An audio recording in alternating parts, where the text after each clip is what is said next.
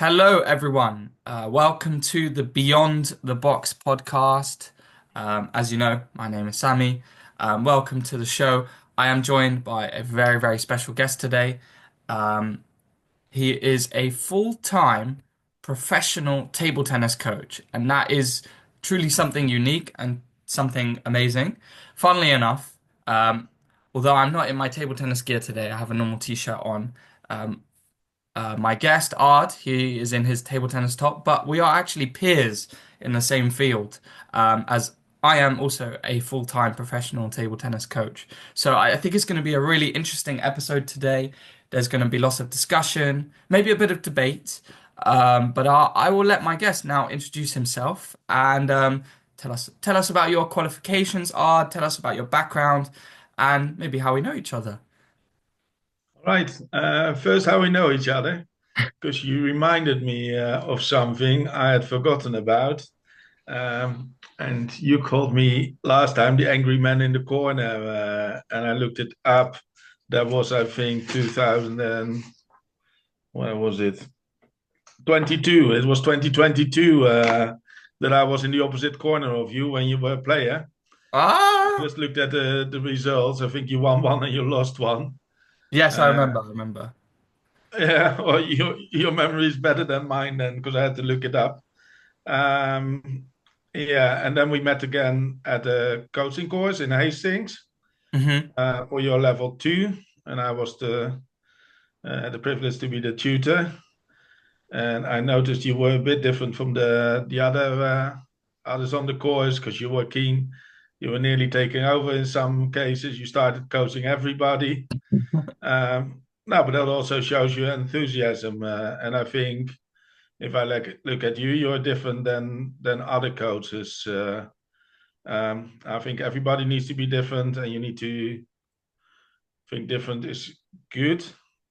Well, it can be good and can be bad, and whether Yes. it's good or bad, that will uh, show in the future. And not everything is always good, and not everything is always bad. But that's probably more your line of thinking because you studied philosophy, didn't you? Yes, yes, I did. I did. Yes. But we do have. I did know of you or your figure and physique because you are quite an Yeah. imposing coach when you coach. Like you show quite a lot. I remember I played your team. I was playing for Yeah. Ashford. I played your boys in Junior British League in the Correct. 2016-17 season. It was 2000, yeah, 16, 17, correct. Yes, So and that's it was a very intense final. And I think the result was a draw, but I think that was enough for Ashford to take the title. okay. I think it was a 4-2 to Britannia, but it might have Was still it? been enough to for you to take the title. Was it Yeah. 4-2? I thought it was a draw. Anyway, Okay. you might be right. You might be right. You're the one. You might be right too. Okay. Anyway, so um, you have been, I think, maybe on the opposite coaching corner in terms of when I'm playing, but when I'm coaching, you are an assisting person to coaches and myself, and you ran a level two course as you mentioned. So, Art, you are clearly a very experienced coach. In my opinion, you're a fantastic coach, and in my knowledge of the small period that I've seen you coach, you've produced lots of great players. So you're a fantastic coach. But how would you describe yourself as a coach? How would you describe your coaching style? Um, these are long debates, and every question you ask, we can expand on. I think I'm caring. I care about my players. I think that's for me is quite key. Mm, Um, I think I've got a sense of humor. At least mm, well, I pretend I have it, or I believe I have it. mm, And I think humor is also quite important to keep your players like playing with a smile on their face. mm, And usually it's quite relaxed. I think the session is good if I can make like some jokes with the players and they still work hard. If it's the other way around, that the players joke and mess about, then I think I can't make the jokes and I need to be more serious and try to motivate them to work harder or better, however you define that. mm, Um, and the caring bit is also, um, I'm usually always there. I try to be there when they play tournaments. I'm obviously there in the training hall with them. Um, and for me, that's quite important. Probably as a professional coach, it would be easier to make more money doing one session at one club, another session at another club.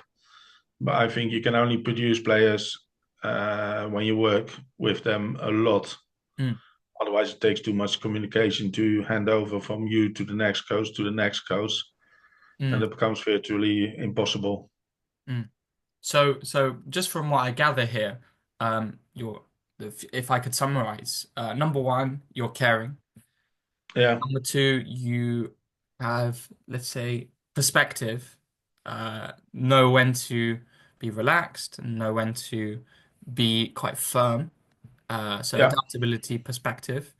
Um, Number three, commitment.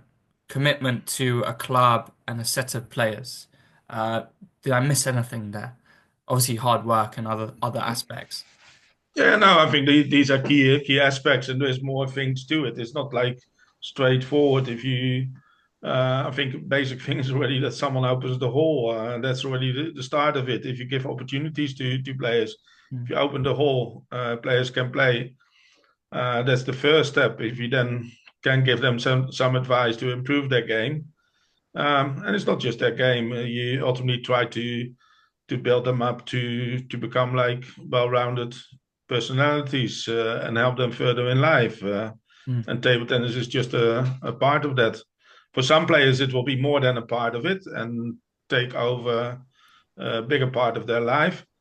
Um, for others, it's just a bit on the side. But for each one, you should try to find a place to enjoy the sports and be part of the community. Okay, I have a question. It's slightly off script, so just Yeah, hold the yeah. thought. Do you think there's such a thing as a table tennis personality, or like table tennis personality? And are there traits of table tennis in people? Um,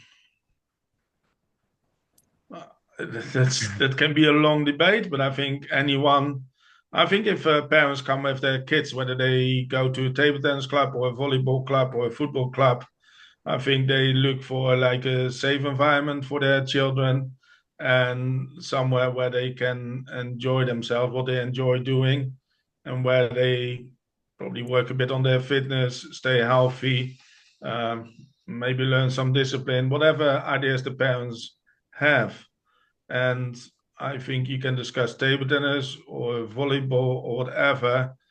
But if you got a nice table tennis club or not so nice, and there's a lot of arguments going on, then it might be the first one. The parent comes in with his child, but he will never see them again. And the same will go for the volleyball, whether they like the sports or not.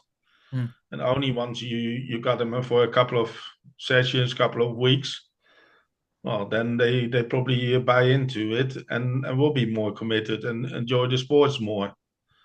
So what you're saying is, the club is more, and the environment is more conducive to producing passions for table tennis rather than the innate qualities in the Yes, person or child. Um, this brings us further to like if you look at like talent ID and talent development. I personally think talent ID can be important, but I think it's also overrated in a way that there's too many people saying, "Oh, you're a talent," and they can say he's really or she's really a good player or will be a good player. But if the environment is not there and there's no development, mm. there's thousands of talents for table tennis in England who have never, uh, yeah, moved on to any decent level. They never have achieved their own, yeah, peak performance. They've never played to their best. So without the environment, the talent ID is useless. Mm. No, I'm fully agree with that, but kind of what I'm getting at is you can have the best environment. So I work full time at EBAT Table Tennis Club, which is in London. and it is a full-time club, which I believe it's an amazing club. Um, it's amazing.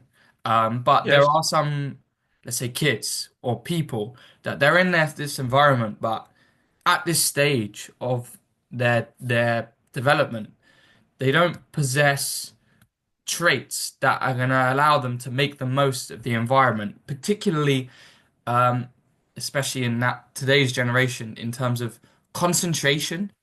And in my experience, people or kids that actually hyperfixate on details and things tend to be quite good table tennis players because it's such a technical sport. So, in terms of concentration or mindset or focus or personality traits, are there any of those traits that you think, wow, I noticed that, and because of that, you're going to be a special table tennis player in the future? I think what I try to do is create an environment with like quite some players. So there's like also different levels of players, and each player, when you come in, there will be a stepping stone that you can aim for to do better, Mm, or you try to keep up.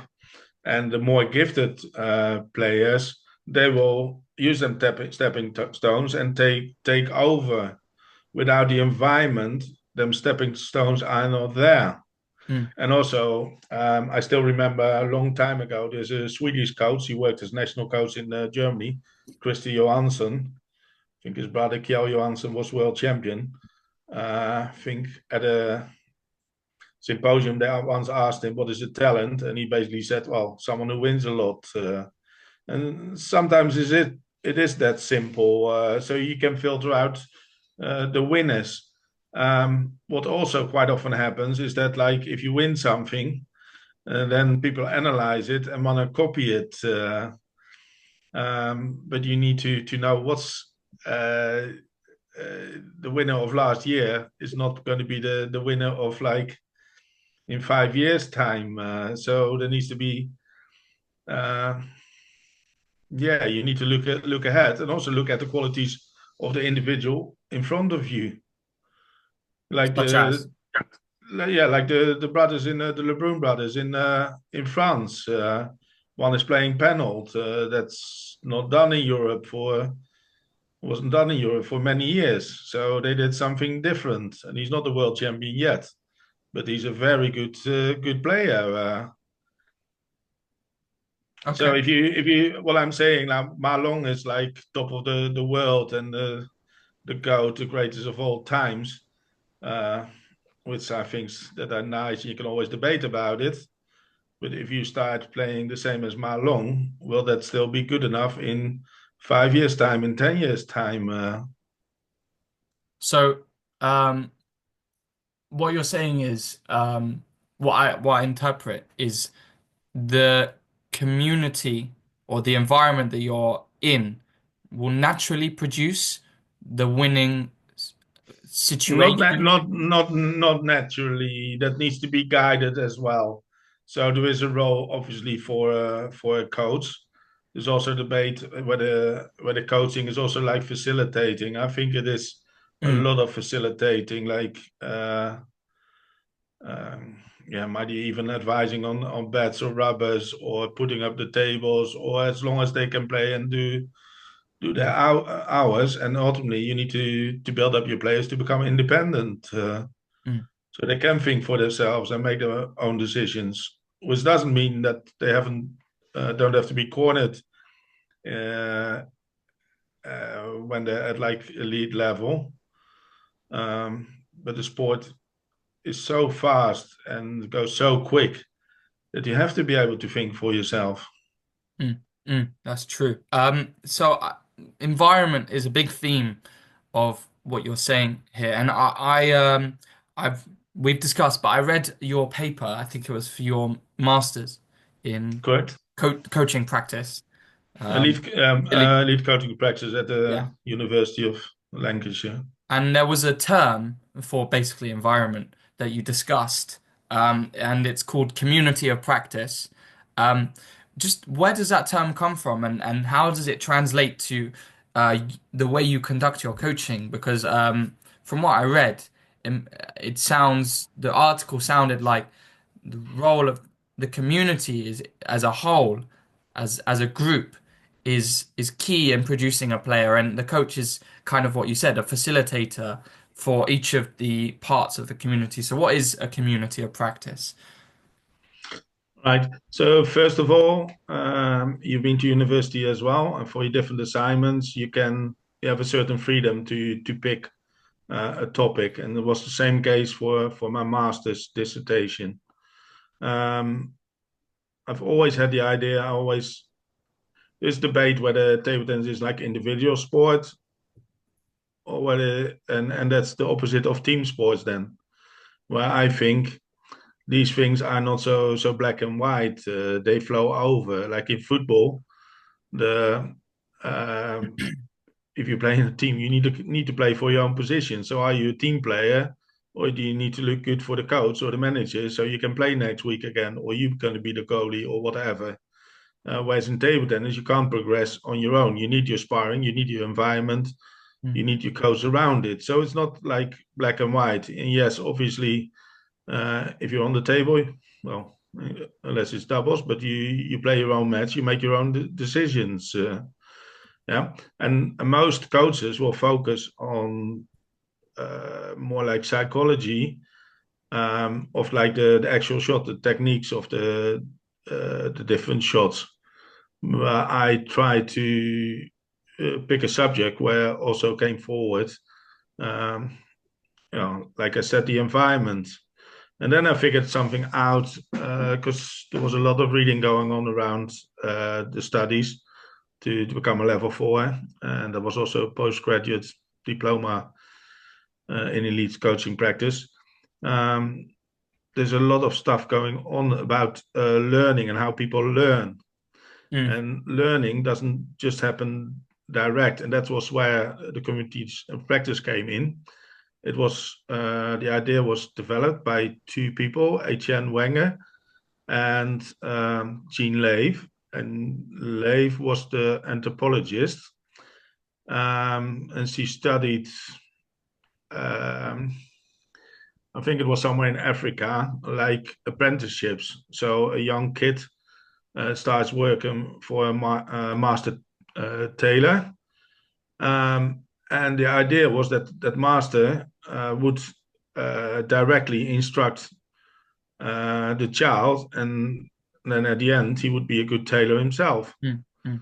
And she studied and turned out that that was actually not the case. The master tailor had nothing or hardly anything to do with the beginner, the little child. The little child learned, say, to stitch up the buttons from the one who has been doing that for a while. And then when he's competent at one thing, then he learns from the next one Mm. up. And in that way, he learns the whole trade and maybe he works his way up to become a master tailor. So learning is not always direct. So it's not like I'm the coach or you are the coach and the player only learns from you. The player will learn in different ways. So if I, in my club setting at Britannia in Ipswich, if I've got stronger players, then and you must have experienced that as well. If you got more experienced players, then the younger players will start copying things. And They do have someone um, to look up to. There is that goal because I remember at our course um, in level two, you made the point that human beings are social creatures and they learn through their social environment and to an extent a comparison. So I yeah, definitely think it's important to have like a role model. And I think in the case of EBAT as a club, we started off with very very few people, and progress was, I guess, lot very much coach focused and direct learning. But as a club has yes, grown, there's a fusion of learning that's going on, which I'm noticing because there's so many more people and there's a greater range of levels of players, and it's allowed for the club to grow. So what you're saying, I'm seeing manifest. yes, because it's not just in the table tennis. We can see it at little manners, like that they walk to the net and wipe their hands clean and stuff Yes. like that. That like And showing and advanced, showing. and showing, and like what advanced players do. And I think that's not just these habits, but it will also be that they pick up a serve or how you play your forehand. Mm. And it's not always conscious that people players learn that like that, but I'm quite sure that subconscious they pick up things from the players next to them. Uh, Yeah. So this is the debate aspect of this. So that's all well and good that you have a community, and that's amazing. And it's all the benefit of someone. But surely players need that lead, that guide, that light, or that person who's going to guide you on your path. You need a coach. You need that person who's gonna, whether they're leading, they need to show you the way. Yeah, one of the there was a rugby coach on my course, Roy, and he did his dissertation on servant leadership.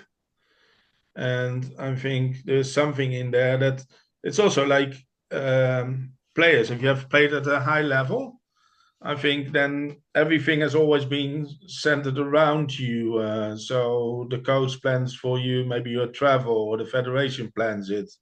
You get sponsors, so you get your rubbers or whatever. If you give a call, they sort it out for you. Whereas if you move on to become a coach, yes, you look like you're the boss and in charge, but actually from like being a boss, you become more of a servant to the players, if that makes sense. Mm. So you're trying to help them rather than tell them and being like the boss. Where like it's been seen probably that someone is the boss, and some coaches call me boss. Hi, boss. How are you? But I think ultimately you're there for the players, not Of course, but the they boss. need surely they need that So serving light. sometimes, okay, so sometimes my role then changes from being the helper to being the boss or the teacher. Um, Sometimes to main discipline, sometimes to when they're not sure of themselves, that you can help them and maybe force them through some when they're a bit nervous or things like that. But ultimately, long term, they should overcome them problems and be strong enough to deal with these things themselves. Mm. I think in the long term, yes, but definitely initially, I don't think, uh, from my personal perspective, if I didn't have my coaches, Yes. I would never achieve the level that I achieved. It's pretty simple. Okay, maybe I need tournaments and stuff, but I definitely think the nuggets that they give, just uh, it's invaluable. It's invaluable. So what I'm Yeah. saying is the key in the table tennis community of practice, there has to be the coach. It has to be the coach. No, I think the coach has a role. So basically, the idea of the way people learn and from like the beginner tailor to become a master tailor, and that idea was then developed by Lev and Wenger to what they called like community of practice, and that's involves three things. It involves like a shared interest. Um, it involves like a community, like certain people, certain group of people will do it, and it involves practice. And if you look at that in the broader table tennis, then you got your table tennis, you practice your table tennis, and there's something like a table tennis community. But you can also there was examples in football, like it used to be like you were training as a team, but then in like academies, there is now cases that they take all the goalkeepers, that's more the clear cut, the goalkeepers together of the different teams, and they do specialist training Mm. with probably a specialist goalkeeper coach as well. And you can think about similar things for the defenders or the attacking players. So it's not always that you practice with the team, but practice more, um, yeah, with the other specialist in your club or wider environment. Yeah. And then it was also like developed to an idea that you have like a core group of people in the community. And I think if you look at that, they said there is like people on the outskirts. So if you look at a training group, you have your core group of players who Yeah. practice four, five, Core, six the core. times a week. Hmm. But that doesn't mean that someone with like certain experience, maybe it's a chopper, maybe not the level, but he brings something different, a different playing style, and he pops in once a week. He's a bit older, still wants to train or Mm. be involved. But then it would be silly to Yeah. tell him to come 5 nights a week as well, because Yeah. he Yeah. wouldn't commit to it. And if you look wider, you can also have like maybe a psychologist or a personal physical trainer added to it. So in that way, you build up the community, and on the community also like organizing in the club will be part of the community, not in the same role as the players. And then it also depends on what you think is like central in the club. Some think the committee is probably the main focus point in the club. Some will argue it's That's the some clubs, but yeah. for me it should be player centered or athlete Yes. centered. So the players should be the. Yeah. But then you can't just if a player is like 10 years old comes in, you can't just follow that player and saying, well, it's all centered around you and you do Y- everything, then we yes, that follow makes you. sense. So But that's that what I you mean, you say that the coach is important. one of my Sorry? questions for you is about what's lacking in English table tennis at the moment, and I think, in my opinion, one of the big issues is committee-focused clubs. But that's another topic for another day. I'm not sure if we'll have time for that. Um, but let's move on and just discuss this. In your piece, you mentioned a framework of coaching, a naive coach and a sophisticated coach, and a naive coach being, from what I understand, a bit of a dictator or someone who imposes their own thoughts onto the player. It it's basically a framework, and I'm not clever enough to to set something up like that. But Yeah, there yeah, was a paper written about it. yeah. Basically, when you But you start are hard. coaching, You are clever enough. You are clever enough. okay. I started coaching. My first coaching course. I'm Dutch in the Netherlands. I thought, what do I want to get out of it? I thought, well, I want to tell my players what the best forehand topspin is. So that Yes. was really centered, and I think a lot of people who go first time on a coaching course focus on techniques, how to play a forehand topspin, how to play a better serve, how to whatever in their game they want to improve. And sometimes it's quite often so that people go on the coaching course to improve their own game rather than thinking about the game of their players. But Yeah, providing sounds they good. go, yeah. And I think only later on, going through the coaching courses from the first course I took until the last one, that was the top level one in the Netherlands, and then in England, I moved through the level three and level four, and lately the masters as well. I think if you develop yourself as a coach, first you start looking on the outside, but later on you realize more and more that it comes down to how you are yourself, how you are as a person. Mm, Um, and if you get to know yourself, then ultimately you can help your players also better. mm. So I think, yeah. So it's kind of reflective of the framework is about the journey of a coach partly as well. How a Yes, coach like can change. I think when you start coaching, You're you're naive, quite so to speak. naive. Naive doesn't mean that you're stupid, and you can be advanced in other ways. And maybe that's also the only way you can get started. If you come in with too many big ideas Mm, without having the experience, that's really hard. And that's actually also something you see nowadays a lot of, like, what did I see? Oh, in Dutch Federation of Table Tennis, but also here. Quite often there is like a vision and a mission statement. But quite often I think they're based on nothing. They're just like terms they're being used rather than actually followed up on, and I think that's a big part also of table tennis England. Hmm. Yes, I have been coaching full time for about 3 years now, and Yes. I definitely think at the beginning of my journey it was focused around technical aspects, but in my journey I definitely want to keep improving at technical things. But what has been impressed upon me is a coach needs to be incredibly adaptable and incredibly perceptive about who is in front of them and what are they looking for and how can they learn best? How can you get the best out of them? Which is really not easy because I think as a true coach you want to do the best for someone who's in front of you.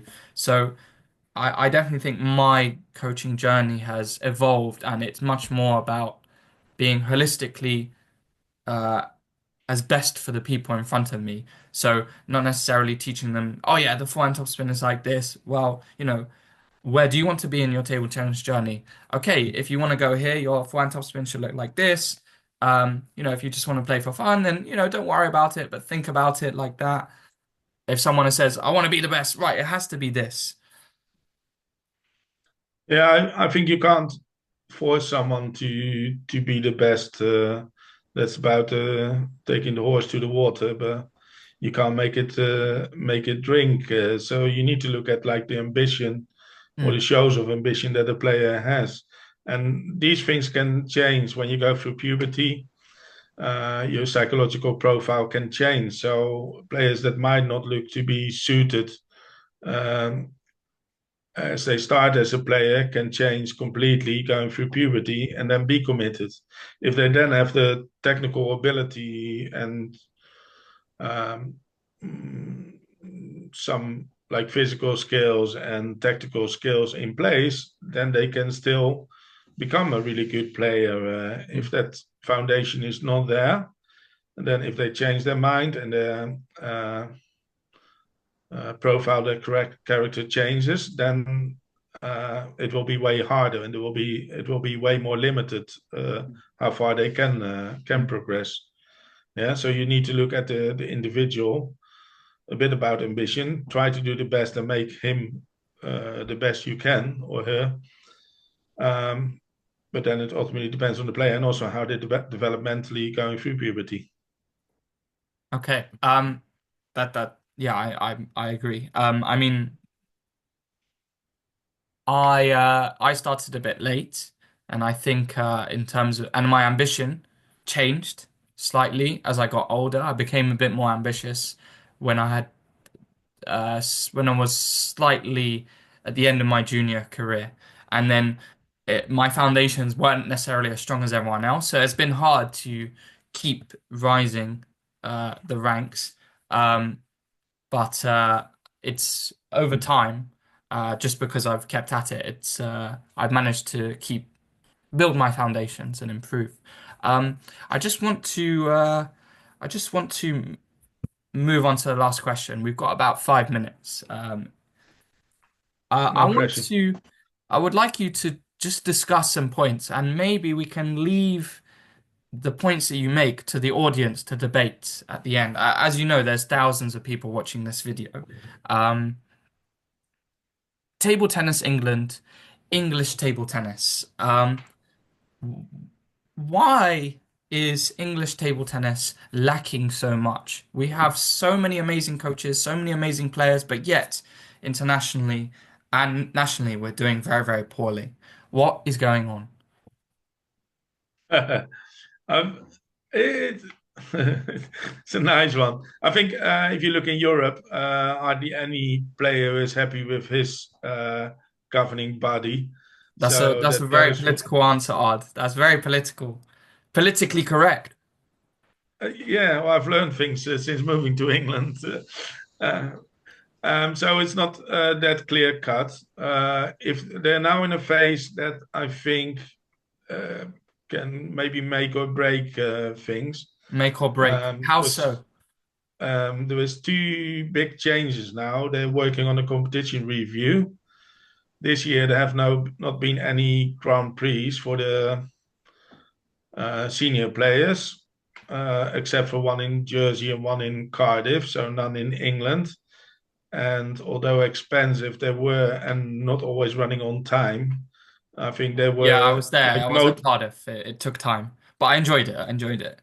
Oh no, no, just the ones in England last year as well. They were Oh running yeah. late or over time, and tables empty, so they were not organized perfect.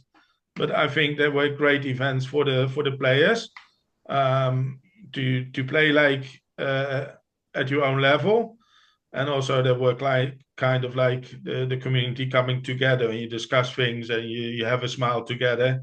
So there were great events, and also with my Dutch background, there was sometimes Dutch players coming over because any nation, anyone can enter, which is great. They didn't happen this year for various Yes. reasons. Well, as Uh, you said, there's reviews. There's constant review, review, review. It seems like every 4 or 5 years there's a review because there's a change Correct. of staff in table tennis England. Review, review, review, but there's no long-term commitment to a vision. Okay, then I think you come also to the staff working at Table Tennis England. I think for a sport as table tennis is rather small, it's important to get input from other sports as well or other parts of society, maybe business life. But I think the balance is a bit gone now. I think the last three CEOs Mm, mm, were not from within table tennis. They do it for 1 or 2 years, they move on. Same goes for a lot of the other roles at Table Tennis England. Not many people stay in the same role. The outsiders, the moment they know about table tennis and the environment, whether they are aware that they can't make the changes that need to be made or they think need to be made, and then they leave, or for whatever reasons, there's hardly any consistency in the roles, and I think a lot of experience has been lost over years, and changes are risky. And I think if you do want to make changes and they look good on paper, you also need to, in a way, sell them to the wider table tennis community, and then you have a chance of implementing them and improving things for the better. mm. And at the moment, that's doubtful. And also, like the coaching review, I have been a tutor. You've been on the both the level one and the level two with me. I think you can criticize the courses, and there might be things that can improve on them. But I think they need evolution, not necessarily revolution, and completely overhauled.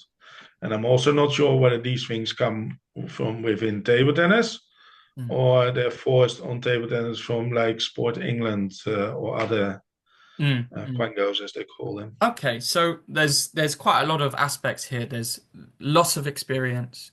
There's evolution, revolutionary debates. We're gonna Also, have to like, leave it up to the also audience. lack, also The lack of aud passion. passion, passion. So the Lack. audience, we're gonna have to debate this because we don't have enough time.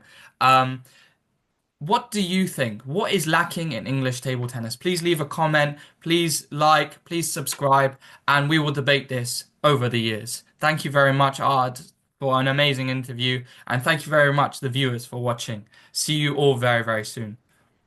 All right. Thank you, Sammy, and good luck.